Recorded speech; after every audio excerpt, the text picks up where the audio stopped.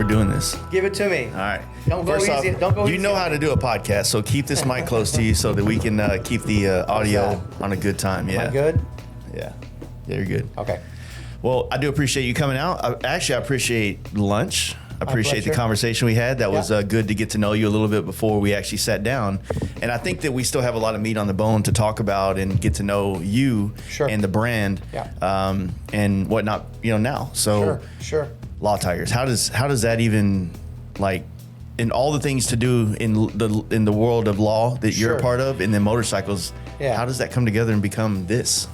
Well, that's In a a loaded nutshell. question. Yeah, man. I know. Remember, I had two questions. I know. We talked about that. Now that my belly's full. Yeah. And that was a good lunch, by the way. I enjoyed that. So, Law Tigers is really an idea that my father, Warren Levenbaum, came up with 25 years ago. In fact, we're 25 years next year.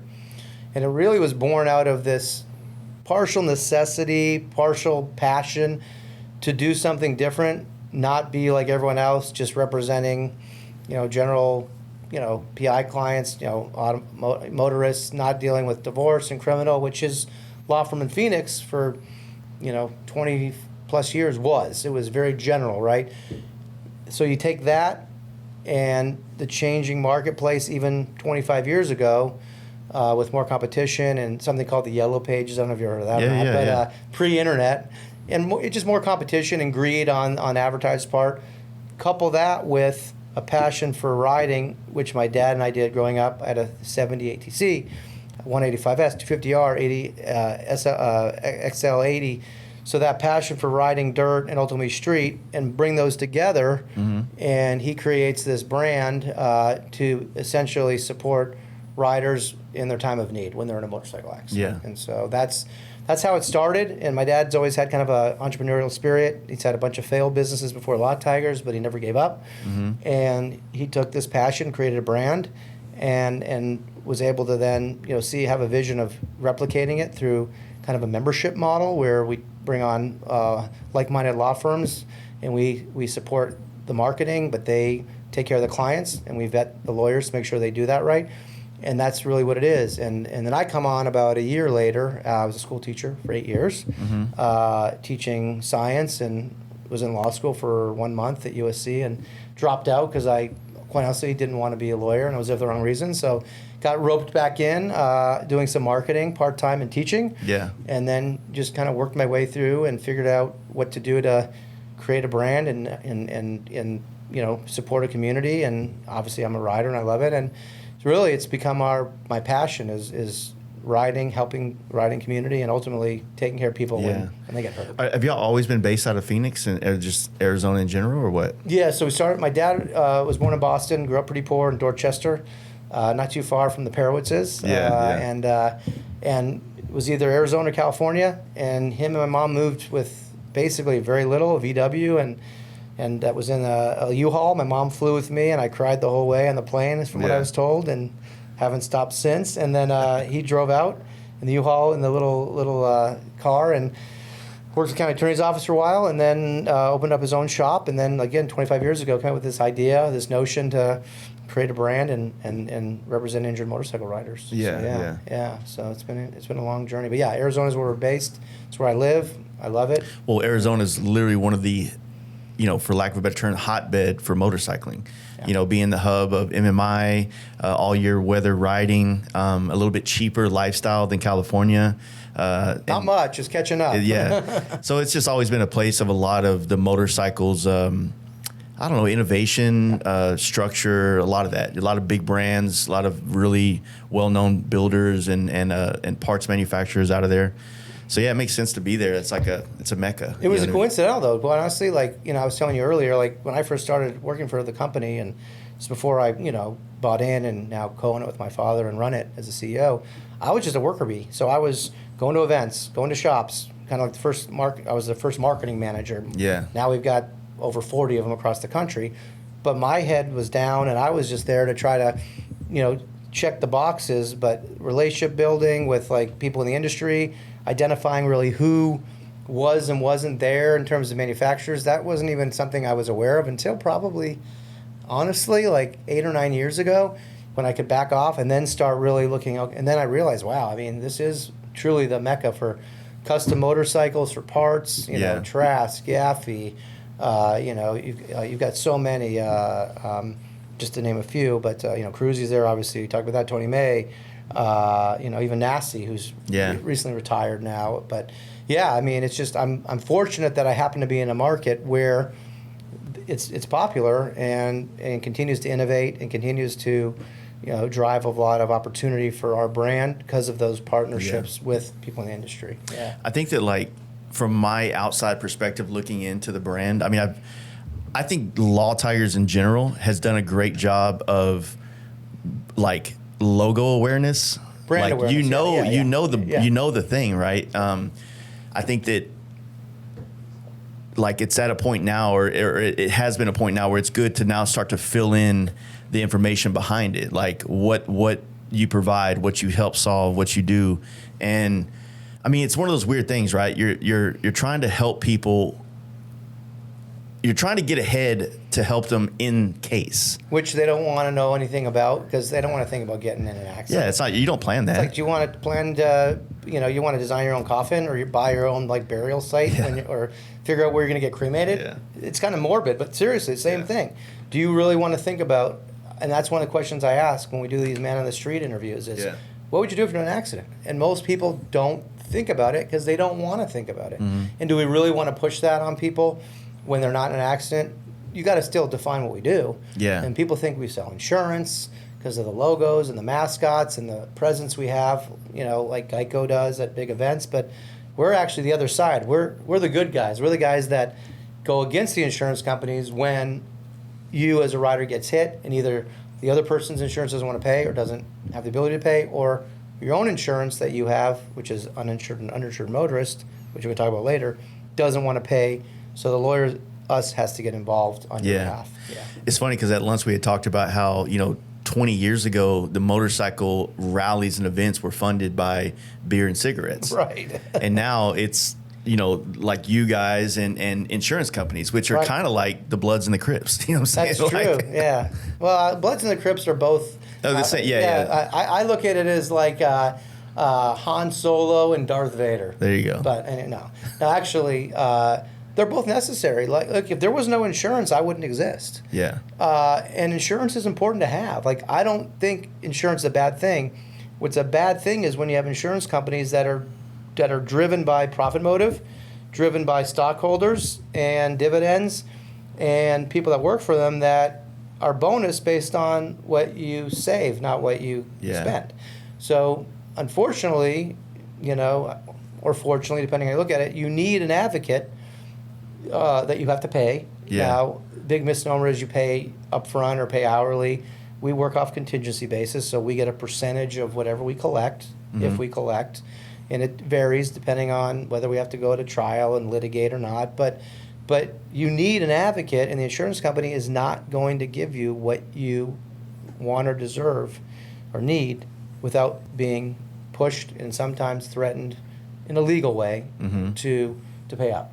Yeah, it's funny. I remember a long time ago, the first time I ever heard about this or saw it actually, a girlfriend at the time, we're talking 20 years ago, gets in a car accident, and then the insurance adjuster, you know, comes over, are you okay? Well, here's $2,000. Right. And then we found out that if you sign that check, if you take that money, then you pretty much are signing away any ability to come back at them. So they're trying to give you something. They're, oh shit, $2,000 or whatever. Or this is helpful. Or they're going to be there later on to help me more. But that's kind of like the hush money to go away. Yeah, it's like signing away your rights. You know, and here's the other thing people don't realize: you get in a motorcycle, even in a car. Sometimes those injuries take time to manifest, and sometimes they don't even show up. Like, you know, the big thing now is, you know, getting an MRI when you get hit, which I recommend you do, and you know, because you can get concussed. But there's still people that can suffer from a traumatic brain injury without it showing up in an MRI scan because of the severity of the impact. And what does that mean? It could eventually lead to memory loss. It could lead to you know, long-term issues. There's even like you can get PTSD from being in an accident. So you really need an attorney that can help you identify not only short-term but long-term issues that may manifest themselves as a result of the accident. Now, hopefully there's insurance, and that's why I push uninsured and underinsured motorists, so that we can claim against that on your behalf to get you the compensation you deserve. But yeah, there's people that get hit, and a month later, back pain, neck pain. Being hit on a motorcycle is a pretty traumatic thing. Yeah, you know? So that's why I want people to make sure they have proper insurance. Yeah, I mean it's crazy because if you think about like the Harley side of the motorcycle world, I mean, it's forever not really been a helmet-based industry. I mean, I have David Mann posters down there with guys hitting the state line and throwing the helmets and the lightning's hitting it, right? Right. Like, people hate it. You look at the old Easy Riders, it was like they did not like the fact that, there was helmet laws, Wasn't right? cool. Yeah. Yeah. Or don't tread on my rights. Yeah. And so, I mean, I do like the idea of, like, you having the right to choose to wear one or not, right? But it's awesome to see, like, as the performance side of motorcycles has become now the more mainstream thing, that with that brought in helmets. And that helps, I think, for sure helps save a lot more lives. You know what I'm saying? You're absolutely right. So when I was coming up riding, street bikes, I got my first Harley at 23 from Hacienda Harley Davidson, Rick Hatch. It wasn't cool. Arizona was not a helmet law state. Still isn't. Yeah. Right? So it wasn't cool to be wearing helmets. We'd go to Acme Bar and Grill. We'd go to, all these places, Billabar, Myron's old place, and we wouldn't wear helmets because it just wasn't cool. Yeah. Nobody did it. So, and you made excuses like, oh, it impair your visibility and your hearing, but I've been wearing, and my wife obviously is a big proponent of it, and the business I'm in, I believe in it.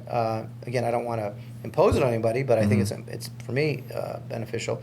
But now with the new technology, talking about the carbon fiber, lightweight, they don't bother me, and actually I feel like I ride better because I'm not like squinting or having the wind hit me like it used to.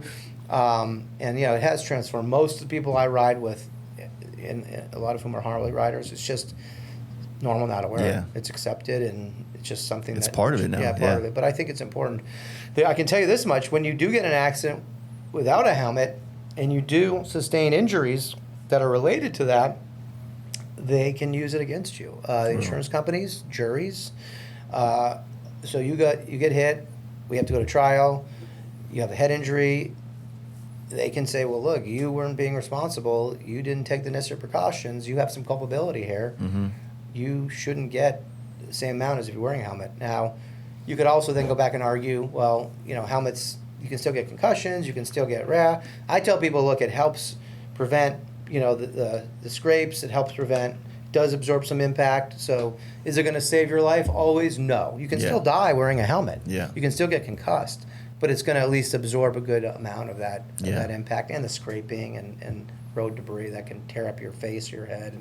I mean, it seems like it happens a lot whenever you put the visor up, you get that grasshopper or a rock comes in there. So you always think like, man, like if I didn't have a helmet on and that thing just, when it hit the screen, it knocked my head back. You know what I mean? So I like the idea. I'll be honest with you, sometimes when I'm on the chopper, like Ramon and I, we both rode the bikes around the lake over here, and we didn't throw helmets on. We just cruised. Yeah. We took that risk, but like riding here to Dallas, like you guys just came from Dallas out here to my side of town. It's like, man, I'd rather just throw it on. Well, I can tell you this. We probably don't want to hear this, but most accidents happen within a 5-mile radius where you live. Yeah. So you're not decreasing your chances, even if you keep it local. But I get it. Look, I've got a chopper. I've got that Suzy Q chopper that Yaffe built for Biker Build Off in 02. 03 against Perowitz, and I ride it, and they're like, look, I want to be like old school, man. I want to ride it without a helmet. And I may go around the block once in a while, but I was with him going to the Prowl a couple of years ago on that bike, and I got bucked on an overpass with the road that sunk in, and it threw me up in the air, came up, thought I was gonna die, came down, foot sheared off the peg. For some reason, my foot didn't hit the ground, but that could have been a serious accident. And I've had a bunch of close calls. So to me, I just rather play it safe. Obviously there's certain things I probably should do that I don't do, like wearing more protective gear. And I wear jeans, I wear, boots or tennis shoes. But, really, if you want to be safe, you should be wearing, something that gives yeah. you some protection on the arms. If you do crash, it's going to absorb some of that impact. And but again, nobody's perfect. My big thing is make sure you have good insurance. That's the best way to protect yourself. Save, whether you're buying chrome or an extra, custom part on your bike, and you don't have the extra money, make the investment in good insurance. It's a few $100s more a year for UMUIM. Yeah. It's not a matter of if, it's when. Hopefully it's not severe, but just invest in yourself and your own well-being, because no one else is going to. Yeah, 100%. Yeah. Yeah, I got a little gnat or something over there. Yeah, something likes me. Well, I do attract like mosquitoes. I think I have that pheromone that insects like. I get bit up all the time. Well, I don't know what's going on in Texas right now. I think that didn't they like dump like a bunch of flies at the border to fight some kind of thing that was coming from South America or some weird thing. Oh, really? I didn't know. Yeah, there was like they dumped a fly that's supposed to eat. It feasts on some type of parasite that, I don't know. I thought you were going to say dump flies at the border to keep people from crossing or something. No. It could shield them on the way in. But yeah, I don't know, man. It's the thing. I think the first time I think I had Howie in here when he used to be Howie, here. Yeah, one of our managers, I didn't know at the time. I didn't know for sure like the details of what Law Tigers was about and stuff. And I, listening to them tell me what y'all do, I also immediately started thinking like, well, man, I would just focus on exactly what you're doing now, talking about what people need to have, preparing people for, the unfortunate event, like you say, right? Insurance is weird. I mean, I've done a lot of repair work on bikes over the years and worked with insurance companies to get things solved and fixed.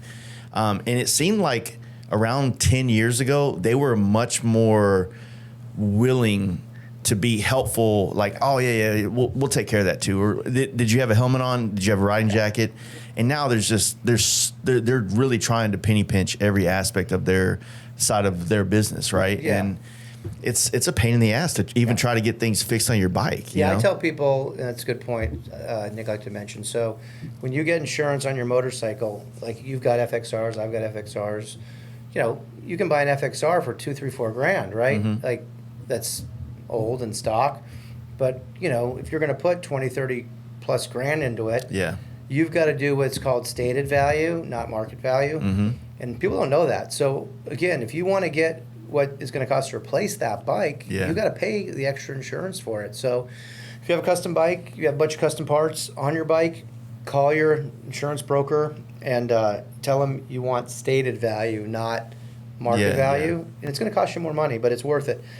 But to your other point, so we used to be able to, on the whole, when we make a claim on behalf of a client, get about 3 times medical. That was around the norm. Mm-hmm. So you've got $30,000 in medical bills, let's just say, between hospital bills, doctor bills, and you have enough insurance that is available from either the other party that hits you or your own UMUIM. Mm-hmm. On the whole, we could get about 3, maybe 4 times that amount, okay?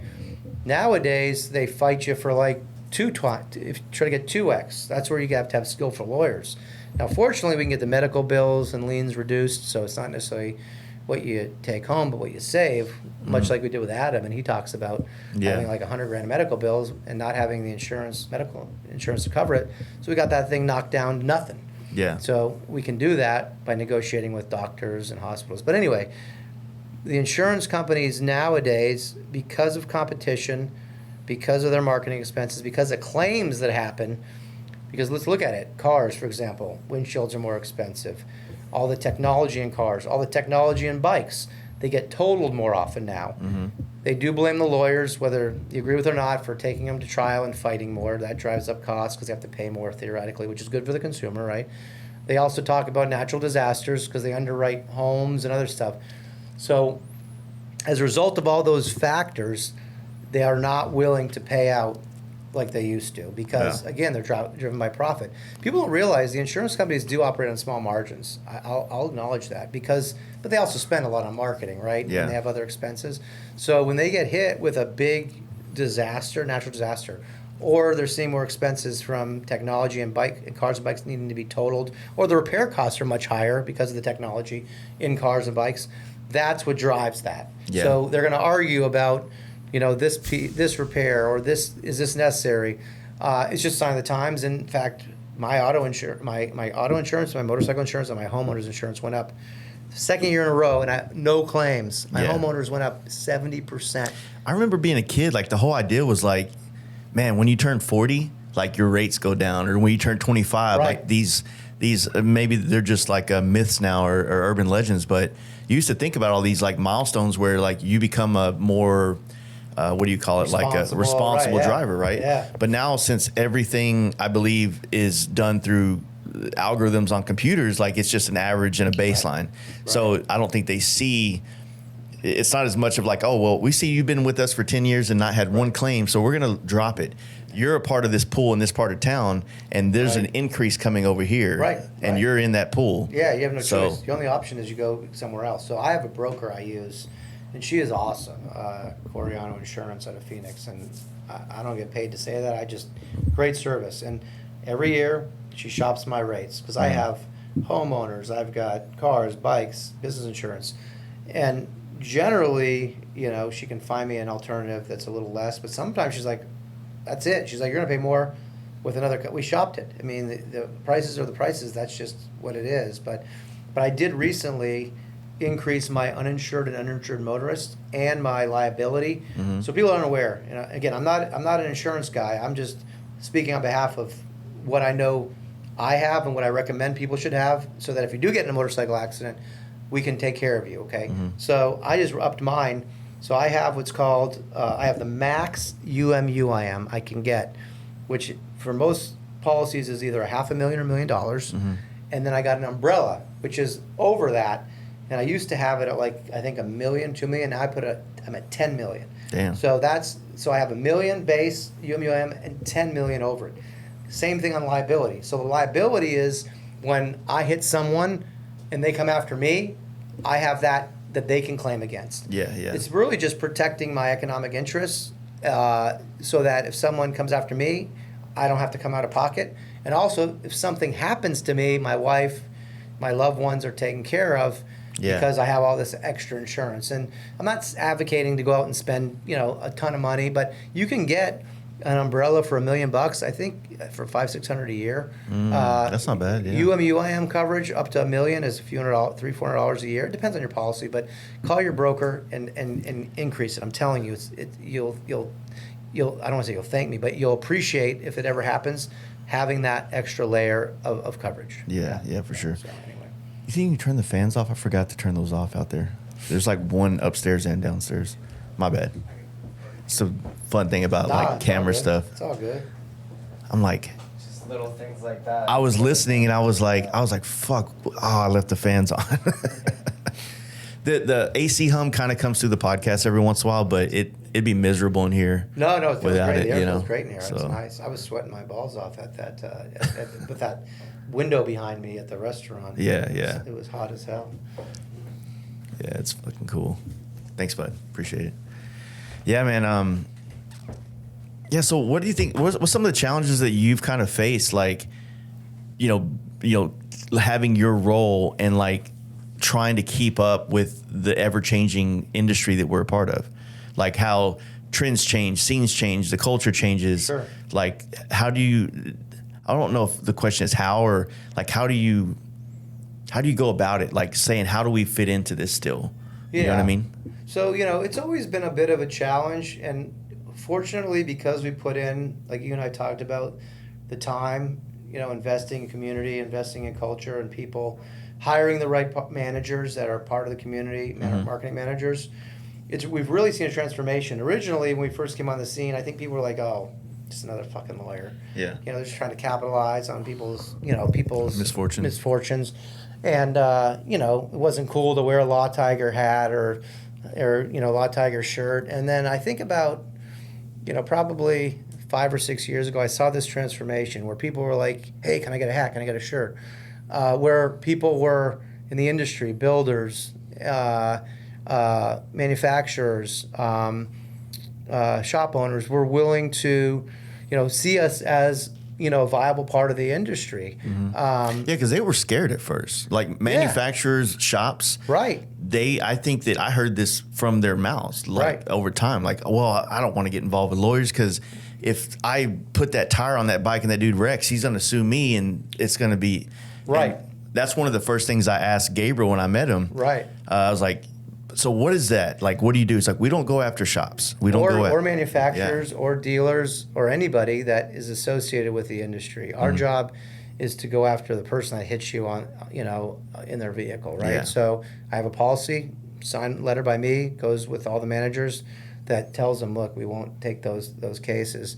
But, I think it's just, again, having the right people on your team, like Gabriel, that are part of the community, that give more than they ask, that show that we're willing to do the heavy lifting, and putting others first and their interests first, sometimes to a fault, but that's okay. Is why we've been accepted and why we're looked at differently, I think, than others. We're also, when you think of the Law Tiger brand, I liken us to more like a lifestyle brand, right? Now, no, we're not, producing, coolers like Yeti or parts like Harley or, but we're contributing to the lifestyle in our way by being present, by supporting and covering the costs of certain events, by trying to educate people on, what to do, if you are in an accident. Yeah. So that transformation has been comforting and rewarding because it makes it a lot easier now to get into dealerships, to support events. But on the other hand, we're not just about writing a blank check either. I have competitors, without naming names, that are more about check writing and buying us out or keeping us out of events. And that's not part of our ethos, part of our philosophy. To me, people should have a choice. Just like you can have Harley and Indian and other brands present at events or in shops, we're the same thing. There's only so much business one can handle. I mean, Texas has, I think, 10,000 accidents a year, motorcycle accidents in Texas. Yeah. There's no way in hell my firm can. I have two law firms here in Texas that are Law Tiger law firms. They can't handle all that. So it's okay to have competition, and it's okay to have choices and options. That's good for the consumer, and it's good for the industry. And quite honestly, it's good for us because, it shows people there is such a thing as motorcycle lawyers, and it is something you should consider versus a general PI lawyer that's not in the community, that's just trying to capitalize on your injuries, which we're not doing. Yeah. So I've always kept the idea of like looking at the motorcycle world as a small economy. Yes. And if I have a buddy, say if my buddy Ramon here has a dry cleaners, he's a biker. Well, I'm gonna go to him.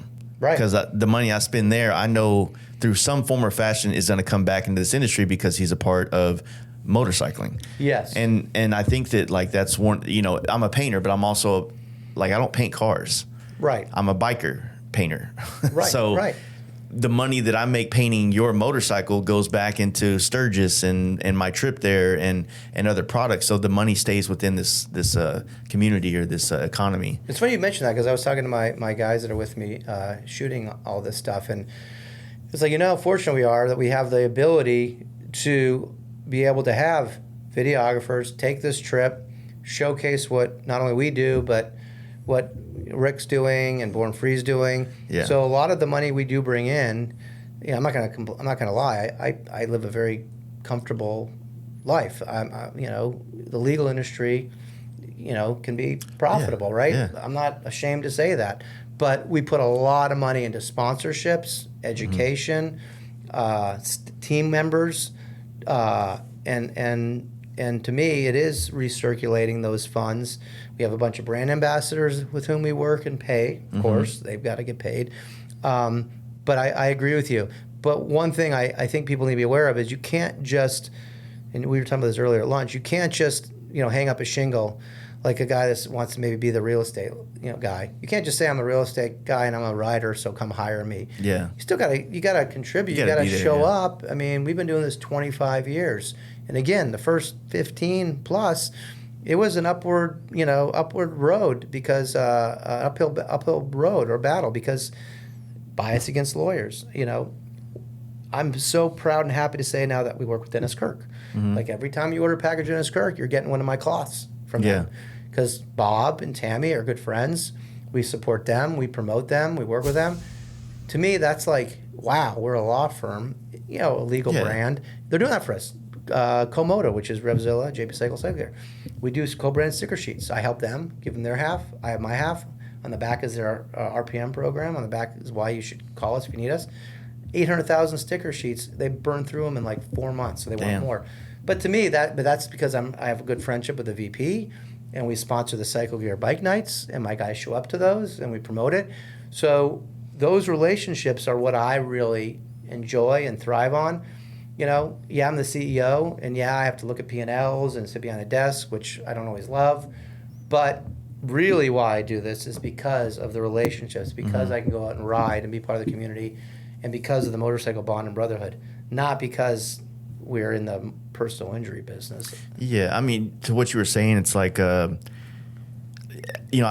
been in the industry for a little over 20 years now, and when you see when the vultures come in. Yeah. You see when something starts to get hot or something starts to happen, and you see these things that never existed come in and just start picking off the table. They never put food back on it for anybody, right? Yeah.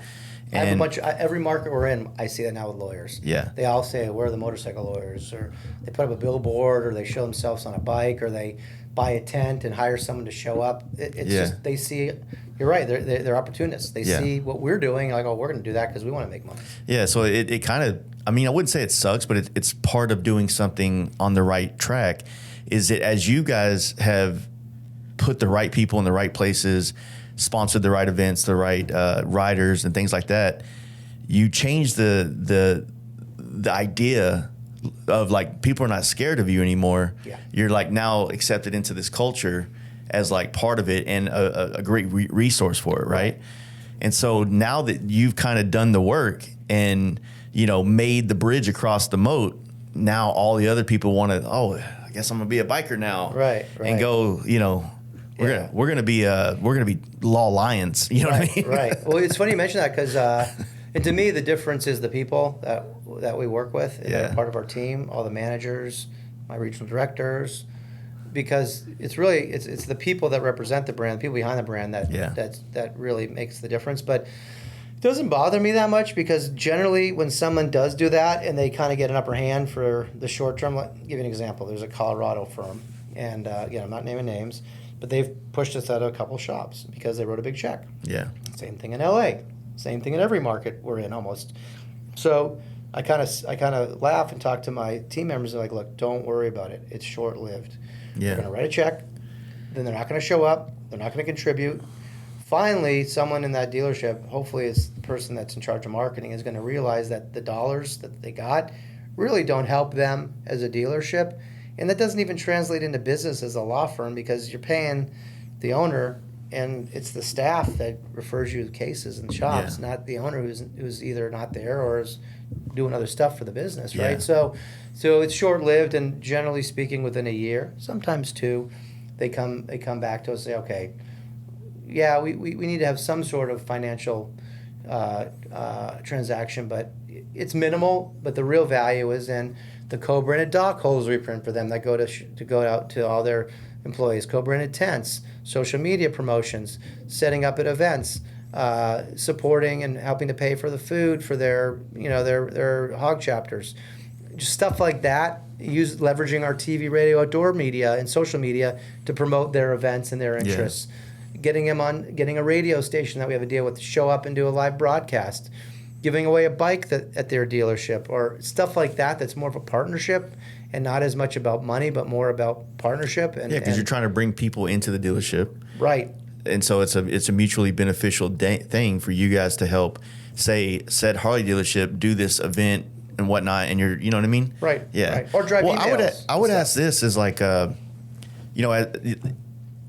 when you run your own business, like, marketing becomes a hat that you wear, right? Yes. And it's kind of easy for me to market myself and my one-man operation in this, but when you're thinking about a nationwide thing that's got lots of different markets, and as someone like you that I know has been all over this culture, or all over this country in the motorcycle scene, from your Laconias to Sturgis to Daytona and everything in between, right? Mm-hmm.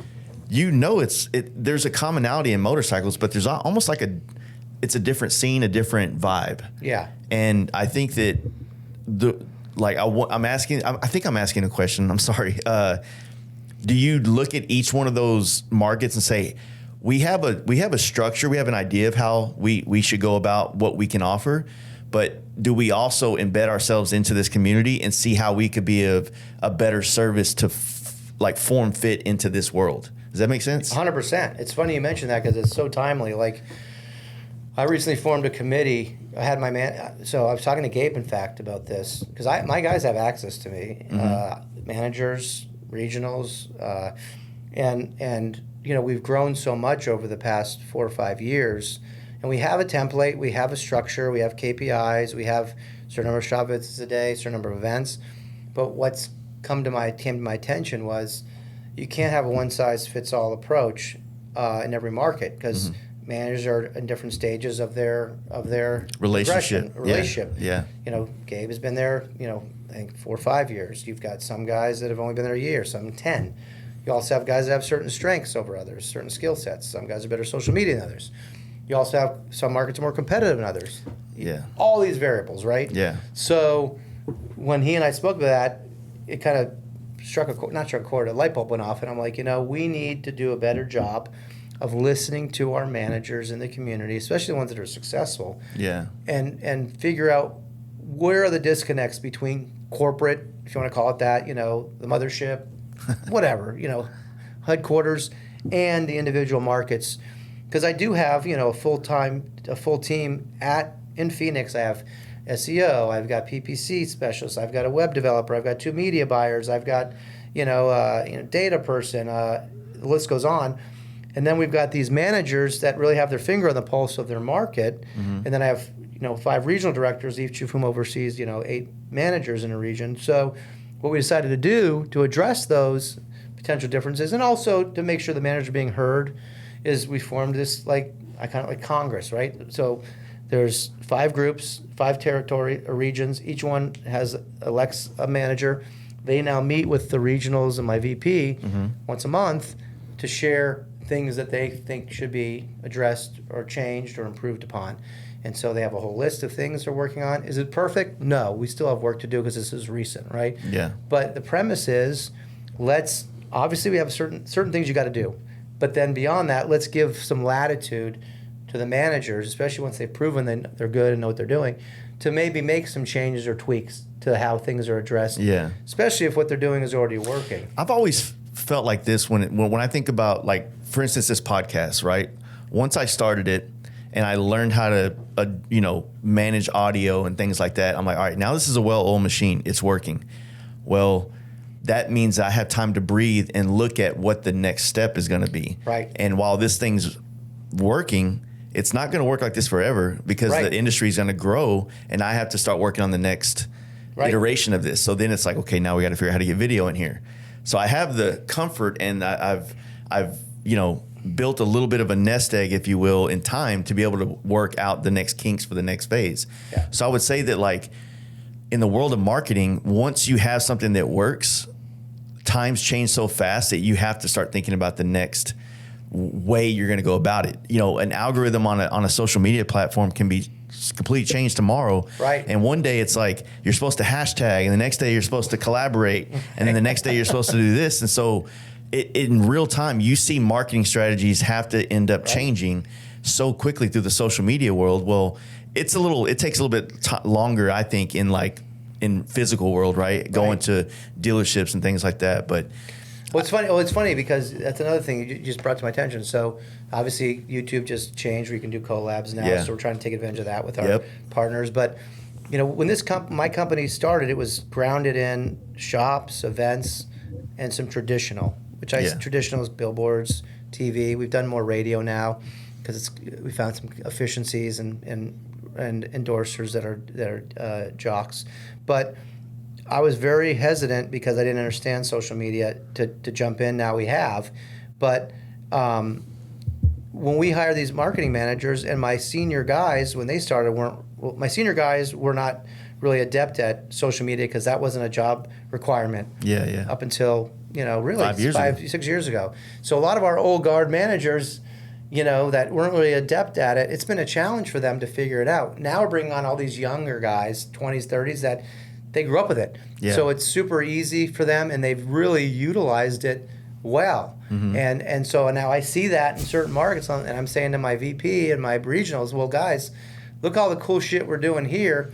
Now, this guy may not be as well versed, but we got to get him up to a certain level at least. Yeah. But now the job requirement of these managers isn't just visiting shops, going to events, and setting up branding. It's putting out content and finding partnerships to help leverage those opportunities. Do you do like sorry to interrupt you, but do you offer like maybe like bring in your managers to like, I know y'all do like a yearly deal where you bring together, but, and I'm asking this, would you put some kind of courses or some kind of education on social media to help, build some of their skills? Because some of those dudes that don't know social media, they're really good at talking and walking in and starting a conversation, right? So they have a skill too that's still valuable, right? 100%. Because some of the dudes that are really good at social media, they suck at like having a personality. Or you're absolutely right. You know? And so you can't have a one size fits all approach. You're right. I got a guy that's really good. My new Arizona manager, Graf, he's a character. He's a natural. So if you take Graf, right, he fits into that market well, right? But if you take Graf and you drop him into Kansas City, right? Does he? I mean, I know he'll do well whatever he does, but does he fit that market the same way that somebody else might probably fit that market better? Probably not. Especially you put him into like a Midwestern market. Let's say like we're in. Let me give you an example, like Iowa. I don't know if you would associate real well in Iowa, but even with him, like he's got a personality. But then Jay, my other manager, even though he's great with shops, great with staff, he's not like as comfortable on social media. So luckily in Arizona I have two. So they can kind of play off each other's strengths, right? But in many of my markets, I only have one manager. So to answer your earlier question, so we do have an annual marketing manager summit. Arizona, 3 days, and every year we do have some social media focus, but we're in the process right now of bringing on a new social media coordinator. And Giselle was with us; she was great, but I want someone in the Phoenix office because I want them interfacing with my videographers, with my SEO people. I'm really pushing to bring as many, with the exception of regionals and marketing managers, all my other staff in-house under one roof, collaborating, working together, because we're a marketing company. So when that person comes on board, in the process of hiring them now, there will be more structured curriculum and instruction that we develop to help managers. We also have a new program we reinstituted, where we're having the managers now go visit each other once a year. They swap, so they're with someone once a year, then someone's with them once a year, and we're going to put the stronger social media people with those that aren't as well developed. But yeah, we still have some work to do in that regard. But at the end of the day, you're still going to have certain people that aren't good with technology, or they're not good in front of the camera, and they're never going to be an A+ player. But if they're a D now, and I can get them to a B- or a B, it's always about progression and growth, right? 100%, Like 100%. Maybe the generation before me, I guess you, and maybe even older than you, like you didn't have to completely change. You can get a job and kind of just ride this out till you crash into the deal, right? But now it's like every 10 years, it's almost like you have to either pick up a new skill, add a new layer to like your whatever, you know what I mean, to be a valuable asset to yourself or other brands or a job, I would argue as a CEO, I got to do the same thing nowadays because. I've spent years kind of behind the scenes, growing the brand. I have a whole B2B side with a VP Biz Development where we find law firms that want to join our program. And so I've focused on that a lot. But now my next kind of evolution is I'm going to be doing more forward-facing stuff on social media. Like we talked about, I'm going to have a series on YouTube where we take clients on rides, share their story, surprise them with an influencer or a bike builder that they look up to, and that's going to be part of our strategy. But it's humanizing my brand because again, I have lawyers across the country that are part of our organization, but I don't have one individual that kind of is kind of the face of the brand. So me and my VP are going to go on the road. Yeah. We already started it. We're doing it this weekend, and we're going to, we love riding. So we're just going to basically showcase what we love to do and bring people along the way, both clients along with friends in the industry. And that's a pivot, which I wouldn't have been able to do because years ago, number one, I didn't think it was important or necessary. Number two, I was focused on the fundamentals of growing our business. So I think everyone needs to grow and progress. Otherwise, things become stale. And look, I got competition too. I'm not impervious to people coming in and taking market share from me if we don't stay on top of our game and evolve and move with the times. You just have to. You have to. So, what do you think? You guys support a lot of events that exist. Has the idea of creating an event ever come to the mind of you guys, since you're already so involved in all these markets? Maybe, I guess getting into the event coordination thing can be another layer of like a pain in the ass. It sucks. But it seems like sometimes, why not? Is that a possibility or a thought? We did it. My dad is kind of a showman. He considers himself the P.T. Barnum. He's a little eccentric. He likes dressing up and used to dress up in like a P.T. Barnum at events, and he had the tiger uniform on. He's dressed up in military gear for Veterans Day. So we put on, when we first started in Arizona, we put on Motorcycle Mania. And I think this was before Jesse James Motorcycle Mania. For real? And we called it that, and we worked with the Maricopa County Sheriff's Office, Sheriff Joe, and he supplied the escorted ride, and we gave to their burn camp for kids that had been severely burned, and we had a huge event downtown Phoenix, and Sheriff Joe would bring us tanks, and it would be during during Halloween, so we'd have a ghost theme. Michelle Smith came one time. We had the guy from.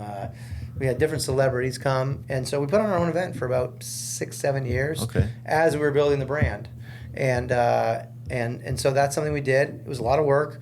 We kind of outgrew it, and we're like, okay, we're trying to focus and expand across the country, so we kind of gave it up. But we've toyed with it. We approached the guys from the Laughlin River Run years ago about maybe buying that event and taking it over. I've had people, in Arizona approach me about maybe doing some stuff with them.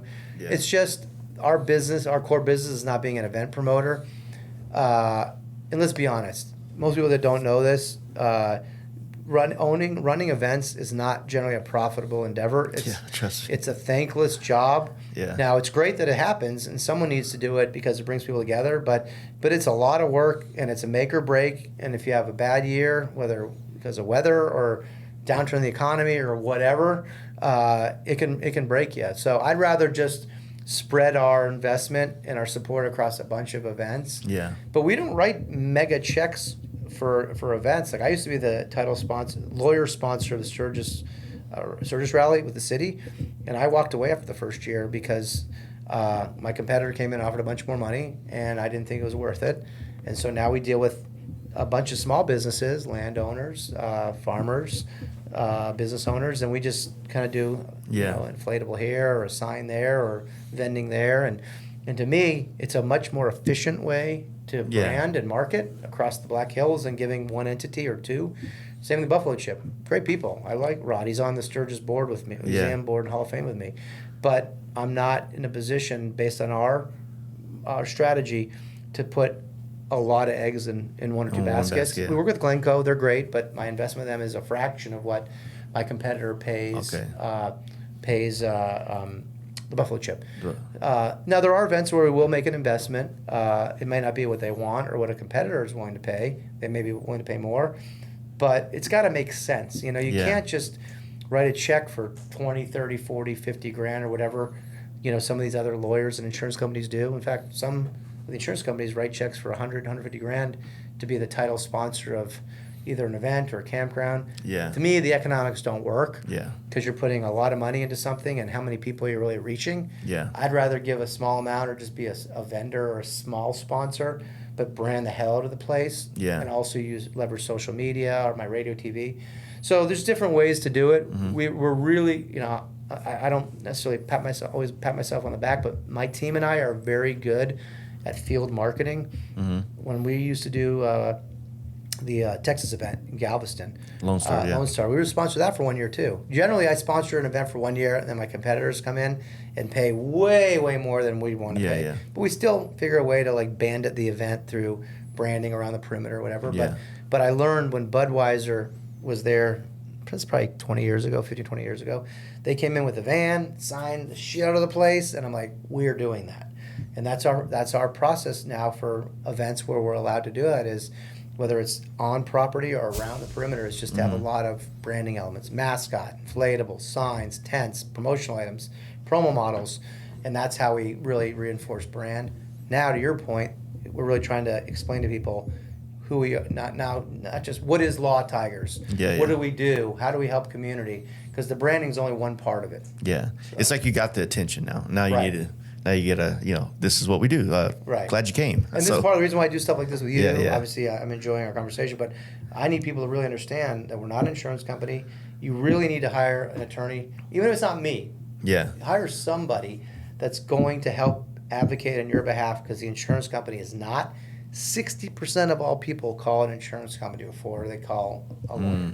And I guarantee you, most of them are not getting near the value they could get if they had an advocate on their side. And we can't always help everybody. Sometimes limited injuries, limited insurance, I'll say to them, look, just call your insurance company, because look, you got 25 grand in coverage. The person that hit you has no assets, or your injuries aren't that severe. So work out with the insurance company. We'll give you some tips and to deal with them. But we're not always going to be able to help someone if there's limitations, generally because of injuries or insurance. So at that point, you can kind of consult them on what's probably their best plan of action. Yeah, when some people call us, and some there are times where we can't help them. We'll give them a letter or tips, so that they can deal with the insurance company. But I can't tell you how many disappointed people we encounter that are hurt bad, and there's nothing we can do, or any law firm can do for that matter, because the other person didn't have any or enough insurance, or the person that called us didn't have uninsured and uninsured motor. I know I keep coming back to that, but it's important. Yeah, our buddy, our mutual friend, he actually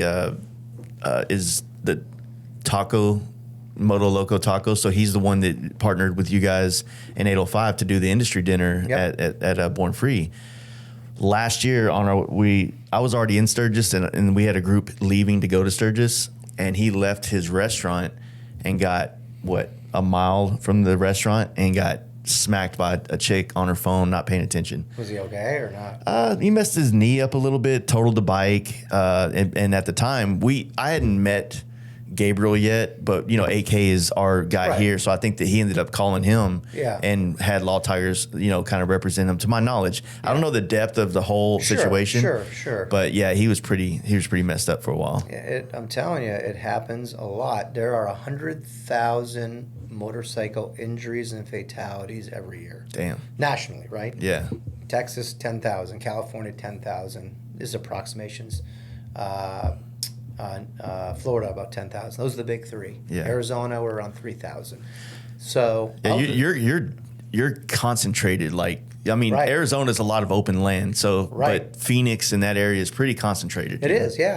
I mean, I hear of an accident. You figure 3,000. That's 10 a day. Yeah. Right. That's crazy. It's 9, 10 a day.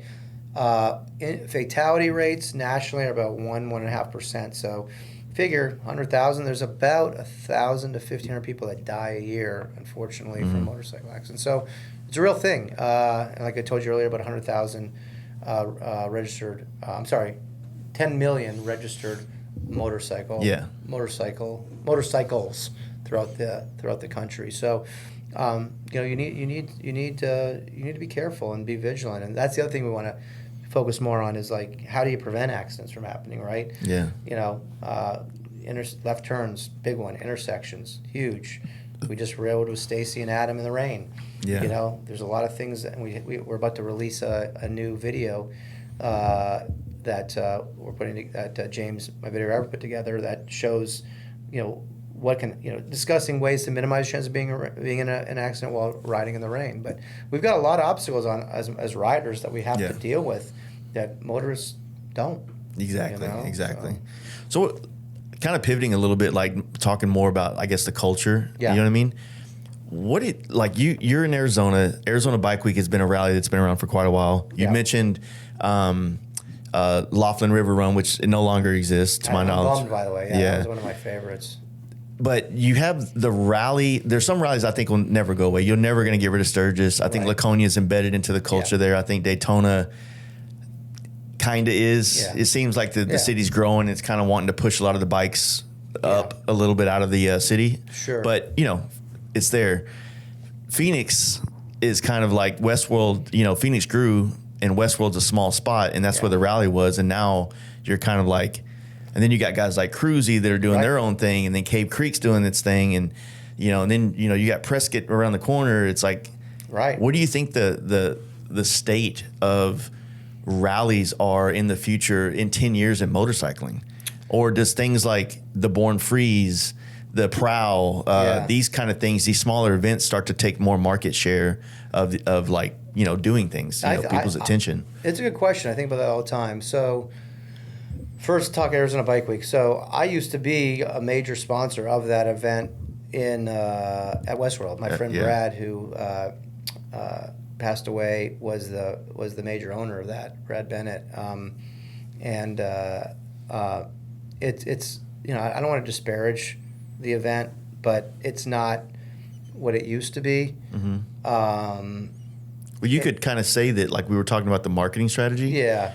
All the years it was doing good, they should have been figuring out what's it going to be. Level. Yeah, and you're right. And there was some talk about it. And when Brad was alive, he's like, okay, I'm going to do up top where it's free for the vending at least. And I'm going to they talked about bringing in some flat track racing because there's a little horse track there. So they were thinking about it, but you're somewhat hamstrung at Westworld. Yeah. And so, it's now a lot of concerts at night, and then some vendors. But I think the good news is because that was so stagnant, let's be honest, and we're still a vendor there. Just not a sponsor. Others saw an opportunity to really do something else. So obviously Mark, a friend of mine that owns the Hideaway in the Roadhouse, he's been doing his thing for a while. Yeah, it's always been a part of it. Yeah, it's always been part of it. And it's got his whole thing there, which I like because it's kind of one area, got that street there. But Cave Creek also, sometimes the city, like I can't put an inflatable up, teardrops up. Like they're super strict on that. But we still support, Mark's events, and we do all three of his big events every year. We have, I give him bar stools, signs permanently there. Like I said, great guy. We've got a really solid friendship and partnership. So that's consistent. But he's always wanted to work with the Arizona Bike Week people, but they're just not on the same page. The people that own it now, I think one gal now owns it. The mother of his children, Brad's children. So she's kind of running the show now. Cruzy approached us last year. He's like, look, I want to do this new thing. And so we did sponsor that. And it's probably the biggest, one of the biggest sponsorships we do in the country. Yeah. Sponsoring like stunt riding, it's expensive to put on stunt. Yeah. I mean, there's a lot of insurance involved. There's a lot of permitting and things like that. So yeah, but the vibe, it was awesome. I was there. It was like energy and fun and youth and I got in the drift car with them and drifted. And there's lowriders, Impalas popping on. Yeah.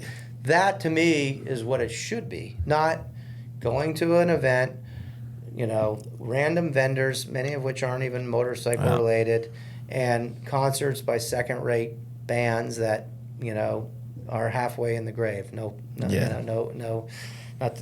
to be an asshole, but that's what that is. I mean, so I think that's the future.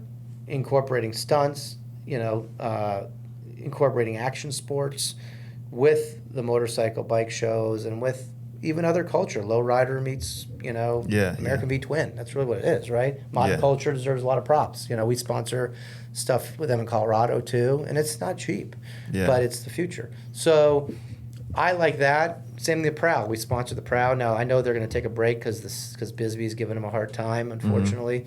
But that to me is like Born Free back in the day, right? That's what Born Free was until it grew and became more popular, right? Which happens. It's just when something's cool. It's the nature of something that works well. 100%. Yeah. Got him, Good. Thanks. Thank you.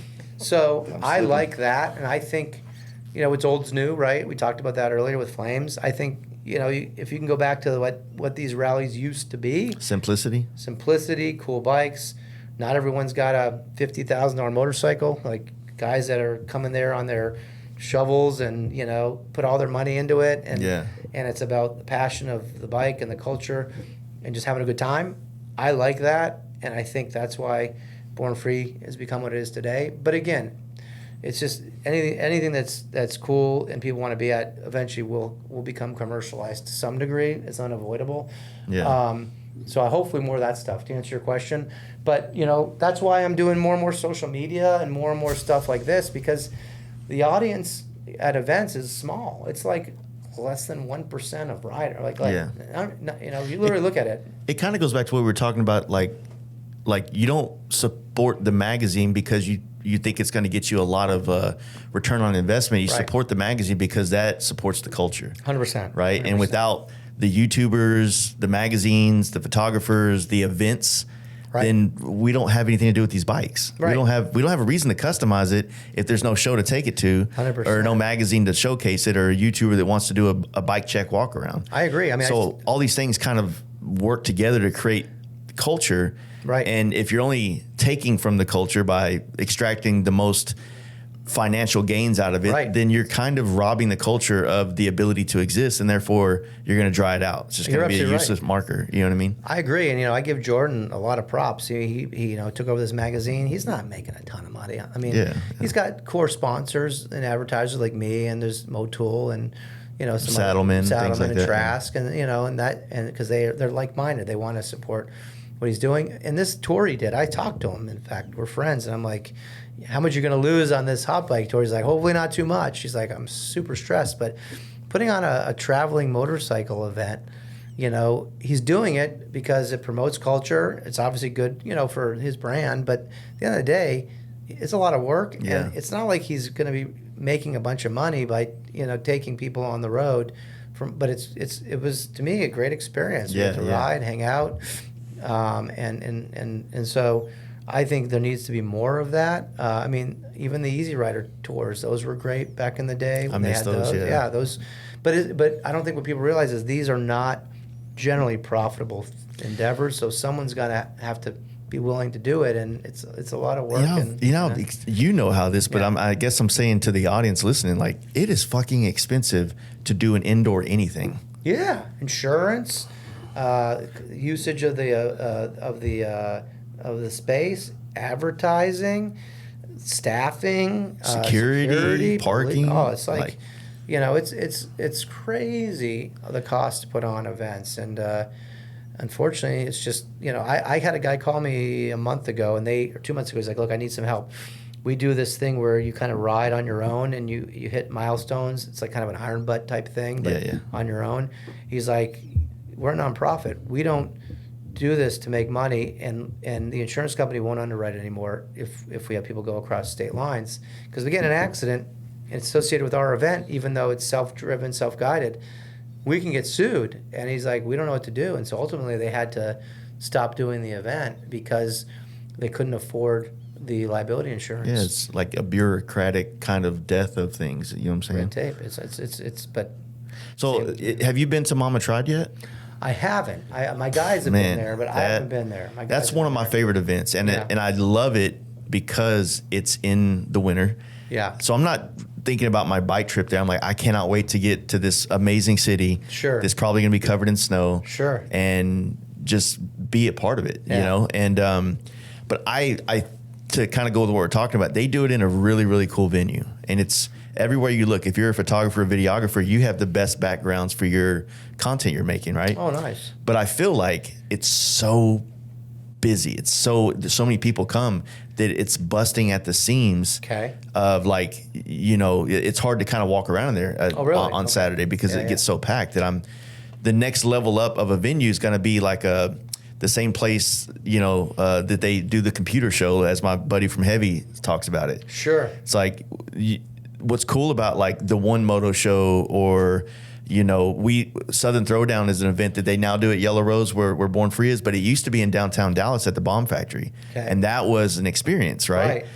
But now a lot of things are getting moved to like, fields and outside, and it kind of, it's still badass and fun, but there is something about that January, like we would always have the International Motorcycle Show would come to Dallas, IMS show. And it was always in January. Right. And we would piggyback off that event and host a party every year. Yeah. Because I'm like, okay, everybody's in town. Right. You know, after you walk that show in 10 minutes, now what? let's go party. Let's go get together and network and community, you know, have conversations and stuff. So I like Donnie Smith. I want to go to that show. That's another one we do sponsor.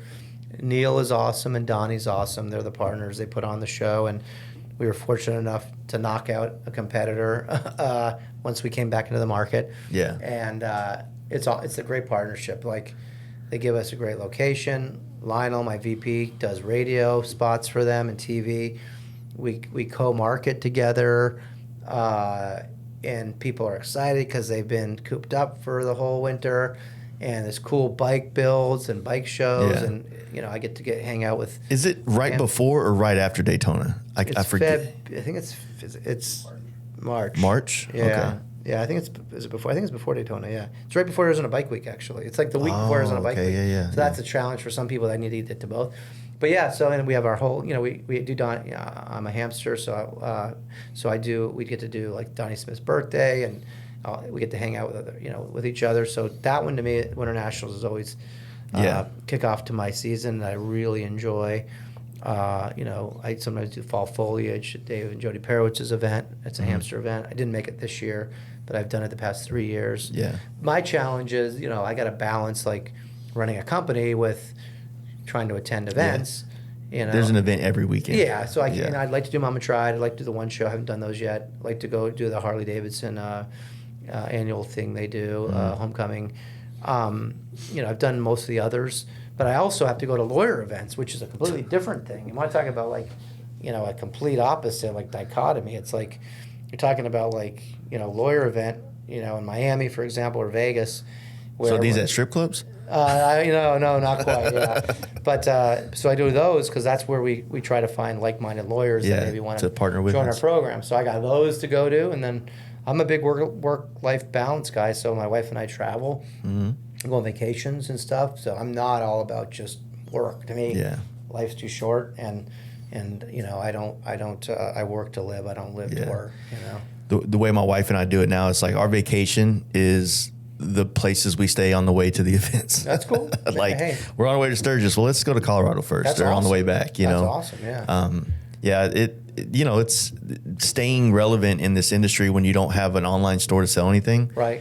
You got to be at things. You got to show up. You have to, you know, you have to build things and take it and be seen in real life. Right. And, you know, I'm not complaining about that. I enjoy the way my life is, but, you know, it's not a profitable, like, you know, it's profitable enough to keep the machine oiled. Right, but you're not running. you're not making. Yeah, I'm not going to get a speedboat next week. Well, it's funny you mention that because I have this conversation with Paul Yaffe all the time, and he used to set up at Sturgis, and he's like, man, I got to bring like the traveling show. I got to bring like all the stuff to set up. I got to pay for a space generally. If he's in one of the areas where a lot of foot traffic is at, he's got to bring his staff, either hire staff or bring staff that would normally be working back at home base, plus hotel, plus food. He's like, just to break even, I got to do like $100,000 in sales, and most transactions don't happen there on site unless you bring teams that can install as an incentive. You get free, but so you got to ship product there. So generally, most of these companies that are there that are doing that kind of work aren't making Well, for brands money. itself, Thrashing does a good job at this. It's like most sales take place online these days, right? And the thing is, like, when you look at an event like Sturgis that started in this city and has now got a 300-mile radius of things going on. Right. Well, it's the Sturgis Mafia pushed everything out. Right. And so to be in the city, like, you got to be a major brand. You got to be an Indian, a Harley. Right. I wonder if Indian's going to be able to afford it now that they got a new thing going on. They had that Polaris money for a while, so it's like we'll see what that new group that bottom is going to do. Yeah, if you push out all of the substance from the rally, and they now have to be at these gas stations in the middle of at the end of Spearfish or in Deadwood or tucked deep into one of the campgrounds north of Sturgis.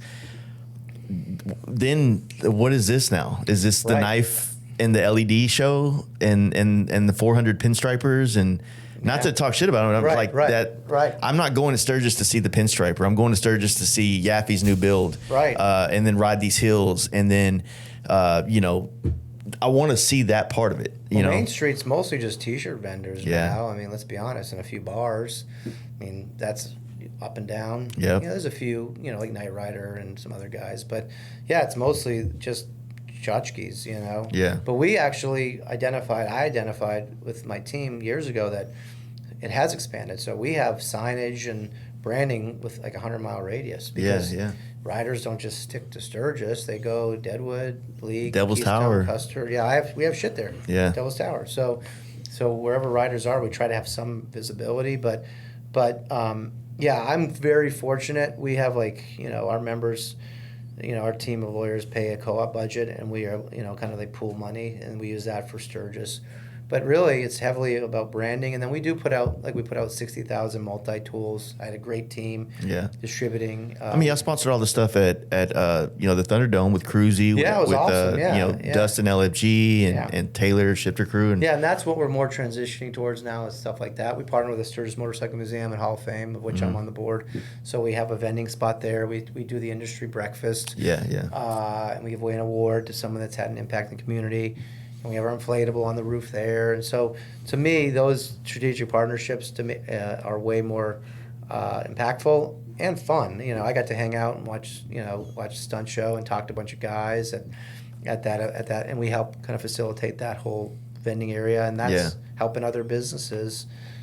Plus, you know, it's a great opportunity to showcase what we're doing. To me, you want to get people that aren't there to see what you're doing, so that you can entertain them and also inform them. And just kind of grow your grow your audience, if you will, of people that are kind of just wanting to see what's going on if they're not there. You know, so that's more the approach we're taking now.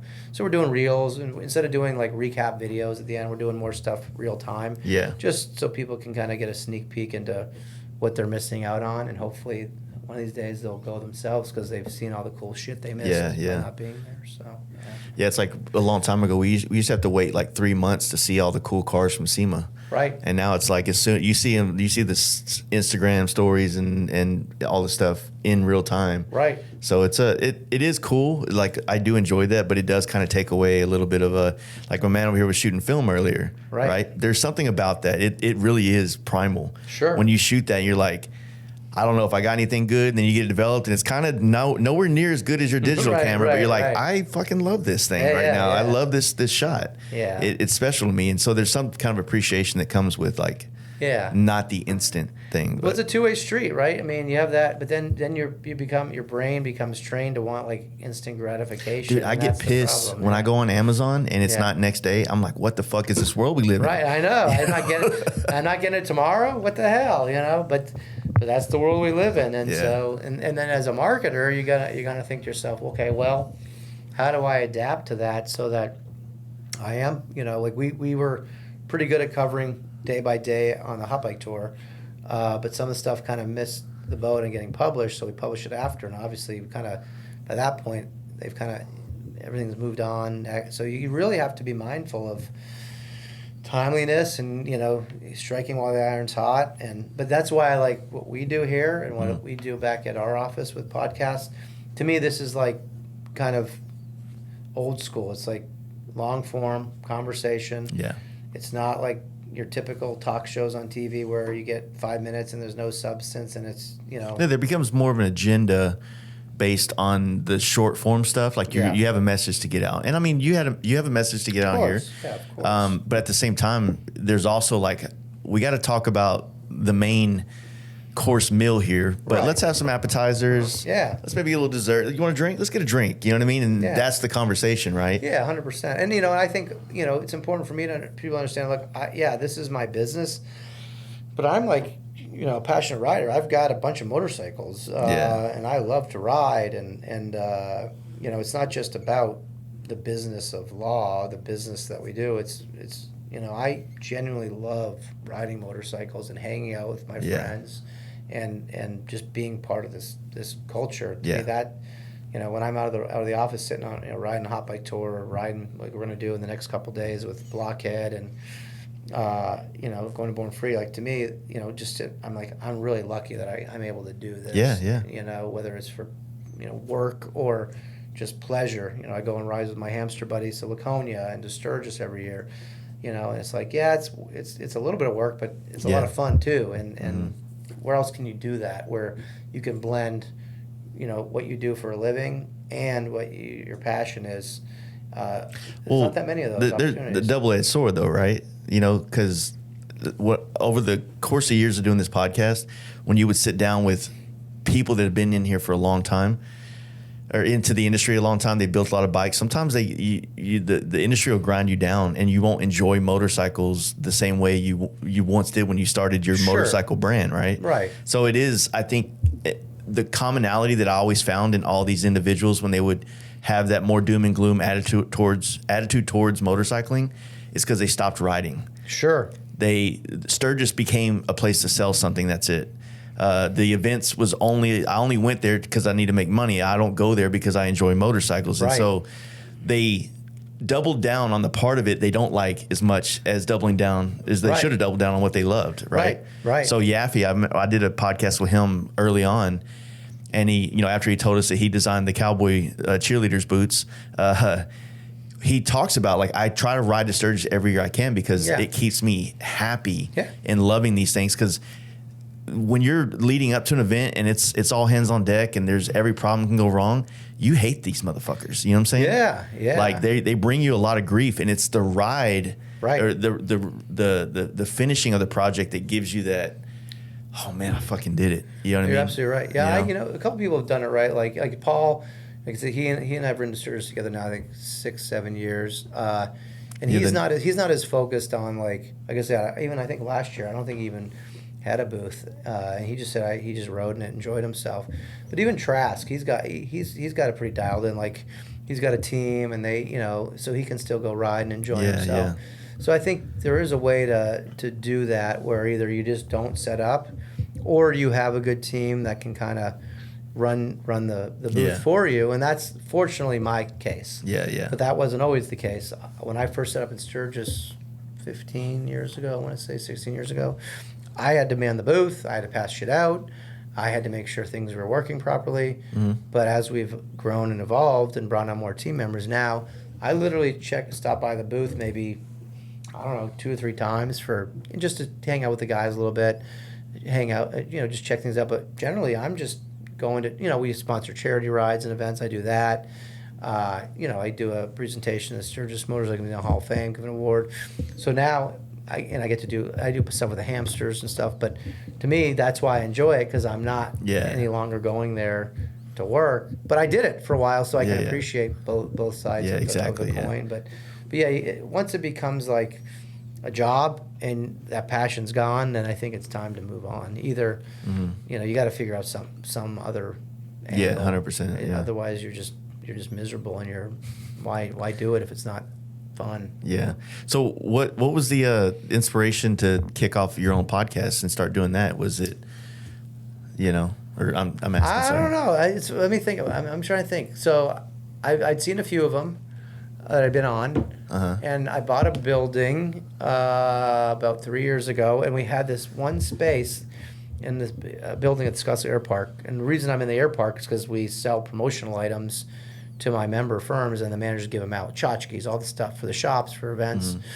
So this building I bought had this really cool curved section, and it's a space in there, and I'm like, this is kind of a dead space. It's kind of got a cool vibe to it. And so I said, we got the space. I see that this is a thing. I'm a big Joe Rogan fan. Yeah. And I said, maybe we can do something where, it gives me opportunity to meet new people and also get to know those that I know even better. And I have the space for it. And let's be honest, it's also, I think, a good way to, keep your brand out there, right? Yeah. Not in an overt way, because look, it's called Motorcycle Mavericks. It's not the Law Tiger podcast. Yeah. Now, it is powered by Law Tigers, and I wear, I do have Motorcycle Mavericks hats I'll wear, but I'll wear a Law Tiger shirt once in a while. Yeah. But, we just recently, in fact, started James's recommendation running like a 30-second kind of thing every 30 minutes where I just talk about what we do, so that at least people understand there's some association with it. But really, it just gives me a chance to learn more about people in the industry, and chill out and have a good time. And it's been fun. I don't know if it has any commercial benefit, to be honest with you. I don't know. It's tough. Yeah. I mean, same thing. I was definitely into Rogan. I still am. And then basically I'm like, man, because when we started the podcast, the only other podcast that was around was my buddy Danger Dan. Yeah. And he helped me get it started. And he just lives here in Dallas too. So he covered more of the chopper world, and I kind of covered more of the motorcycle industry and more modern stuff. And I've kind of, I'm all over the place now, but what I was getting at was, like, at the time I felt like eventually almost every brand's going to have some version of this, the same way almost every brand has to have like a social media or whatever. Sure.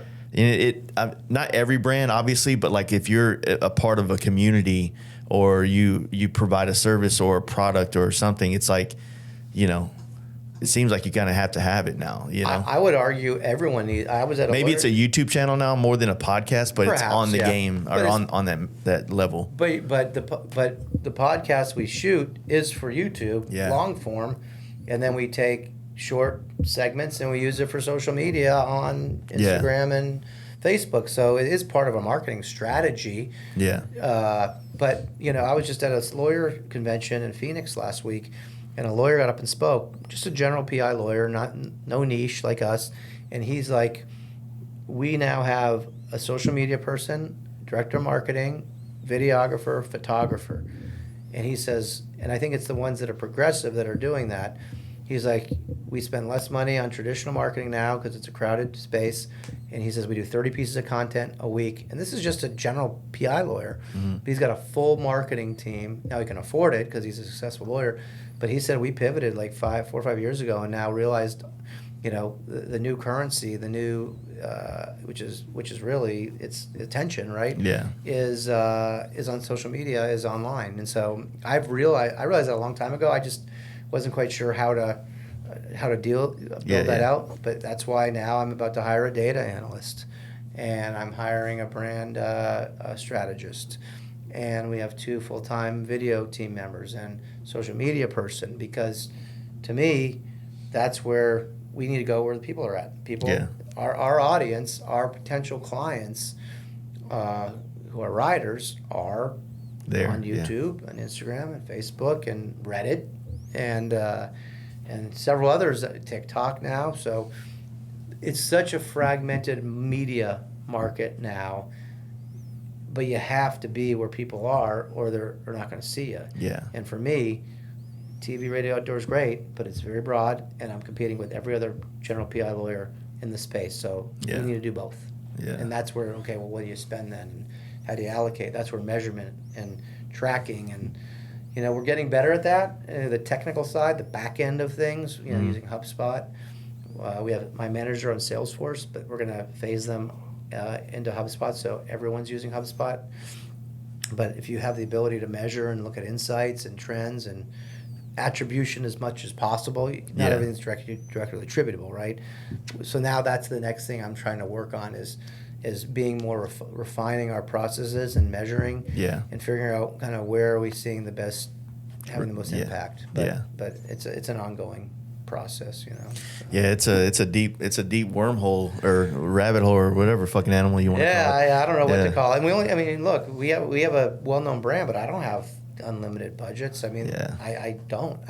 My members each have a marketing budget locally, and we are good stewards of that budget, and I have some co-op dollars, but because we're so niche and because our volume is not what a general personal injury lawyer is accustomed to, it's all relative to budgets.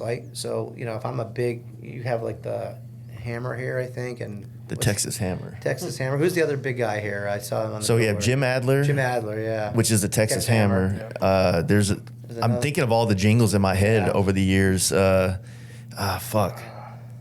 Yeah, I see the billboards all the time. Yeah, you're like Phoenix. There's a million here. So the top guys in Dallas are probably spending On outdoor, probably. I know in Phoenix, the top guys are spending $400,000 a month on outdoor a month. Yeah. So it's probably equivalent here, close. That's just outdoor.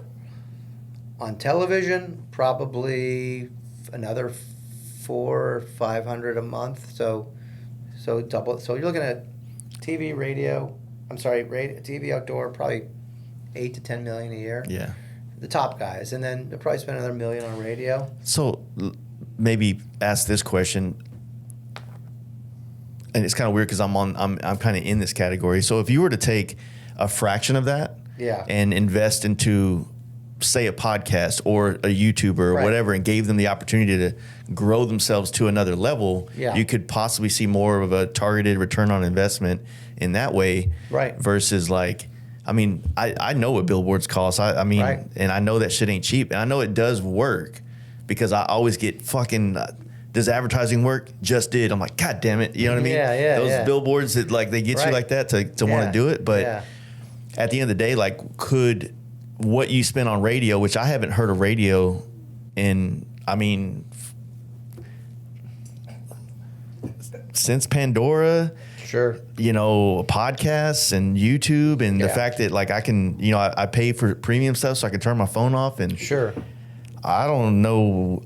You listen to it's like when you watch a commercial on TV, like, holy shit, like I'm kind of interested in these. I haven't seen one of these in years. You know what I'm saying? Well, radio, like we have, you know, a lot of the shops will have like classic rock stations running. Yeah, true. Yeah. So we do some radio, and you know, there's some metrics behind it, but that's not our only strategy, and it depends on the market. But to answer your question, yeah, I mean, you can diversify and save money because my point is our budgets are like a fraction of those. Yeah, 100%. And so that's why we have, you know, 5 or 6 brand ambassadors that we work with, and we may expand that next year, but they still have to deliver and provide value, right? But that's why we're running more and more now YouTube ads, like, but they're not going to be just ads. They're testimonials. They're content we capture in the community, and then we, you know, they're an ad, but they don't look like an ad, kind of, because, you know, it's not as It's forced. more subliminal. Yeah, but to me, that's the game changer for us. Is now that you've got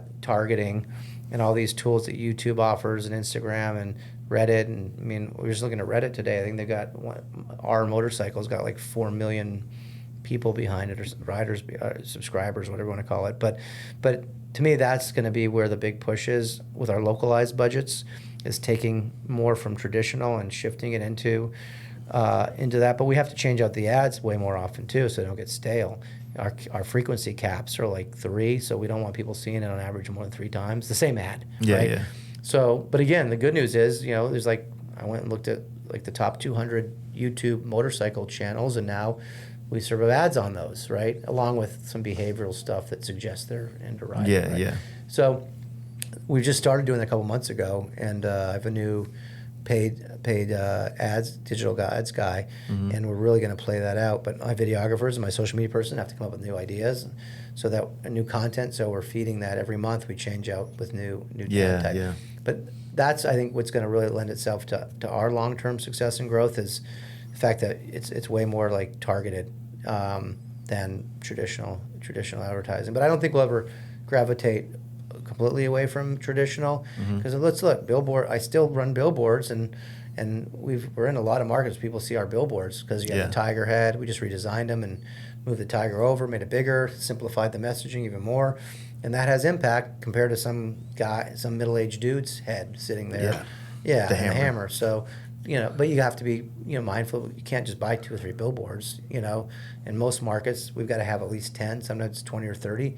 But the big boys have like 100 or more. Yeah. So it's just you know, working with what we have in terms of budgets, and then trying to squeeze as much opportunity and value. I've got my media buyer. She's a grinder, you know, gal from New York, and she used to buy from Mercedes and big brand Hyundai when she worked for a big agency. So she's taken her expertise, and I've gotten her some software that allows her to like drive down costs and really get more for the money with our limited budgets. So that's back to having good people, right people, right seats, and you know, I'm going to implement EOS next year, which is a whole operating system for running a business, just to refine my systems and processes even more. Yeah. Just so there's more structure and a little more accountability when it comes to all the team members, since we keep growing and bringing on more people. But it's you know, my job is to be the visionary and to make sure that people feel appreciated, and also that we're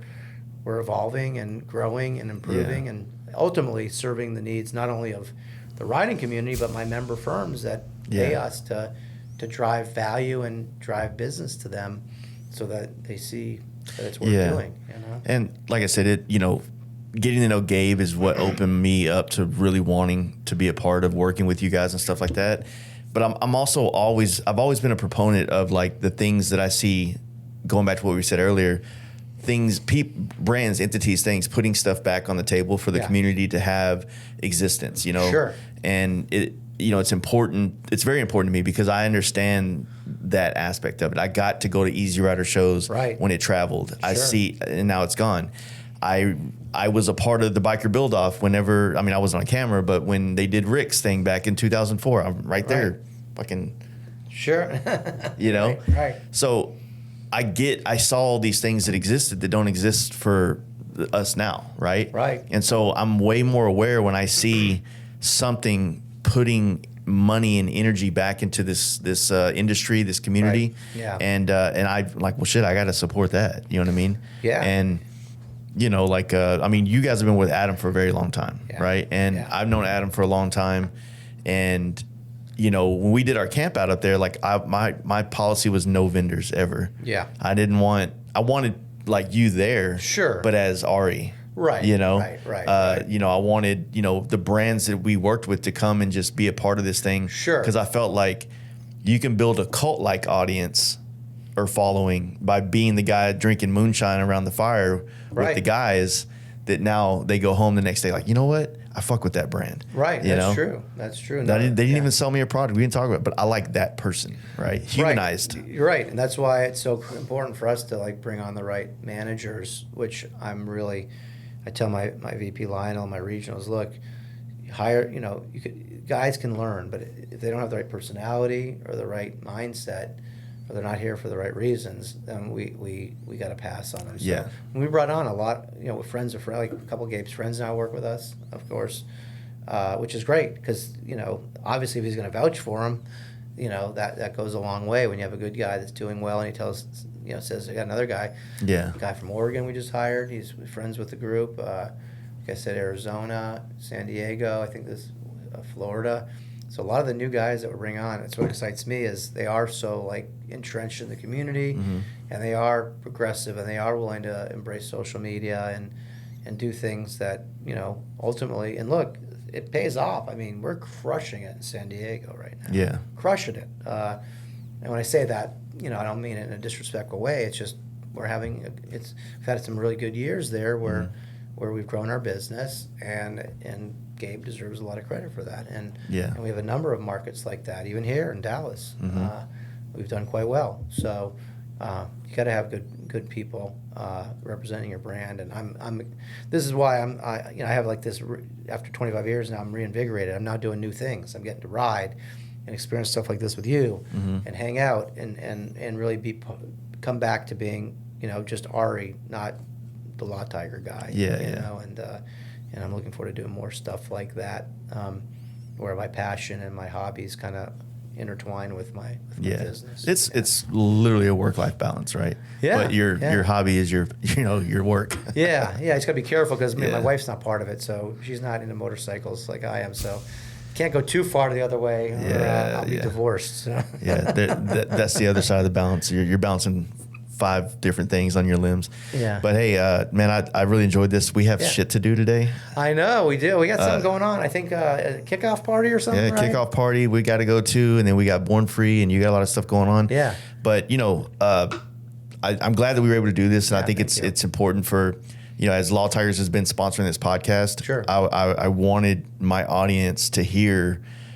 you, at least you, Thank you, to understand like why not saying I chose, but why I wanted to be part of this. Yeah, you know what I'm saying? Man. And you know, give people an understanding of what you do, what it's about, when they need to, just educate them, right? Of course, yeah. Yeah. And so I think we've done that, and I'm ready to start this whole Born Free Texas thing off now. I appreciate that. And if anyone ever does have questions and you see me or my team out and about, don't hesitate to come up to us and say, hey, can you explain that insurance thing to me? Or, I have a question on a legal question, whatever. I mean, we're here to be a resource. We're not just here to give away free shit, right? Yeah. Free shit's great, but we want people to be like well insured and well informed. And that's why my team does what they do. So, whether it's me, and if you can call 1-800-LAW Tigers, and if you need to talk to me or one of my team members, and you have a question on something that we can be helpful of, please let us know. Yeah. Same thing if you're in the industry. If you're looking for, my team's probably going to shoot me for this, but if you're looking for some support, I can't guarantee we're going to give it to you or we're going to give you what you want, but we'll consider it. So if you are, somebody that's in this industry that maybe wants to work with us, there's no harm in asking, and we accept a lot of stuff, and we don't accept everything, but because we only have so much money to go around and time, but I want people to understand that we are open-minded to new opportunities as well to support whatever they're doing. Cool. Well, Ari, I appreciate it. My Again, pleasure. I thank you for lunch. Yeah. I'm ready. Let's to do do this. it. Let's go hit it and go celebrate and have some fun with Rick and Lena and the whole crew over at Strokers. I want to see my tie-dye inflatable I got for them on the roof. I haven't seen it yet. It's so pretty wild. This is cool. Thanks, All right, man. Thanks, Appreciate man. it.